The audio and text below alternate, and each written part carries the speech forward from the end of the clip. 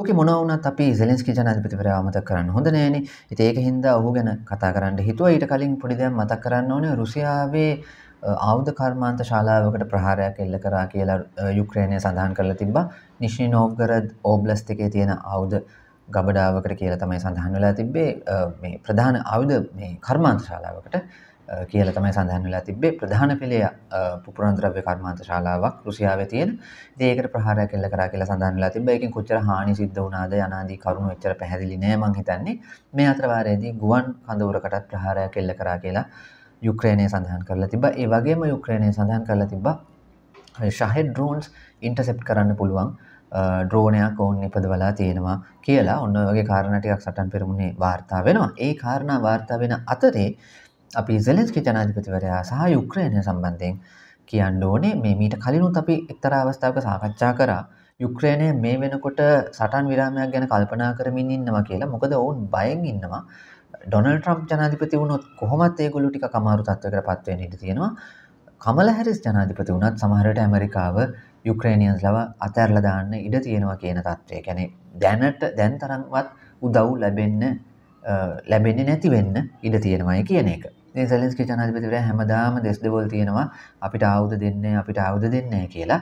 ඉතින් ඒ තත්ත්වයක් එක්ක එයා ලොකු අපහසුතාවයකට පත් වෙලා තියෙනවා. ඉතින් මැක්ස් හේස්ටින්ග්ස් කියන මේ ලේඛකයා බ්ලූම්බර්ග් වෙබ් අඩවියට ඔහු ලියන සම්පූර්ණ ලිපිය මම ඩිස්ක්‍රිප්ෂන් එකට එකතු කරන්නම් කැමති කෙනෙක්ට ඒක බලන්න පුළුවනි.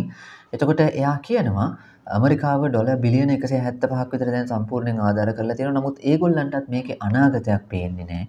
එතකොට ඒ වගේම මැද පෙරදිග ප්‍රශ්නේ උග්‍ර වෙලා තියෙනවා. ඒකට ඇමරිකාවට ඒ පැත්ත ගැන අවධානය යොමු කරන්න සිද්ධ වෙලා තියෙනවා. ඉතින් මැද පෙරදිග ප්‍රශ්නේ, ඉරානය, ලෙබනනේ තියෙන ප්‍රශ්නේ, ඊශ්‍රායලයේ ආරක්ෂාව පිළිබඳ ප්‍රශ්නයට මැද පෙරදිග ඒක වැඩි අවධානයක් ඇමරිකාවට දෙන්න සිද්ධ වෙලා තියෙනවා.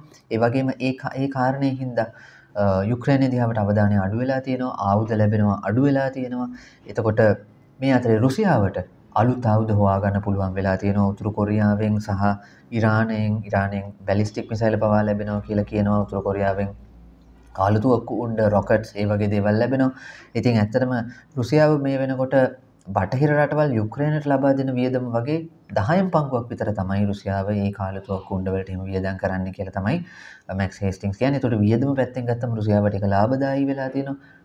ඇමරිකාව සහ බටහිර රටවල් වලට ඉතාමත්ම වියදම් සාගත වෙලා තියෙනවා. ඒ වගේම අනිත් පැත්තට යුරෝපේ රටවල් දැන් ලොකු ප්‍රශ්නයකට මැදි වෙලා තියෙන ඒගොල්ලෝ බලශක්තිය හොයාගන්න විවිධ උත්සාහයන් දරුවා. නමුත් තාමත් ඒගොල්ලන්ට අර රුසියාවෙන් වගේ ලාභයට බලශක්තිය ලැබෙන්නේ නැහැ. දැන් ඒ ප්‍රශ්නේ ඒගොල්ලන්ට බලපාලා තියෙනවා. ඒ සමහර නායකයෝ දැන් වෙහෙසටපත් වෙලා තියෙනවා මේ තත්ත්වෙ හින්දා.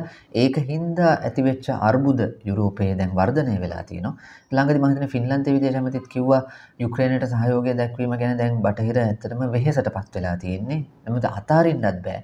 අර ඇත්තම කිව්වොත් කොටි වලිගයක් අල්ලගත්තා වගේ තමයි තත්ත්වයක් තියෙන්නේ. ඉතින් ඊළඟ ශීත කාලය ලැබෙනකොට යුක්‍රේනයේ ජනතාව ගොඩක් දෙනාට බලශක්තිය නැති වෙන්න පුළුවන්. බලශක්ති ස්ථාන ගොඩකට පහර දුන්නා රුසියාව විසින් පහුගිය දවස්වල. ඒක තාම බරපතල ප්‍රශ්නයක් බවට පත් වෙලා තියෙනවා යුක්‍රේනයට.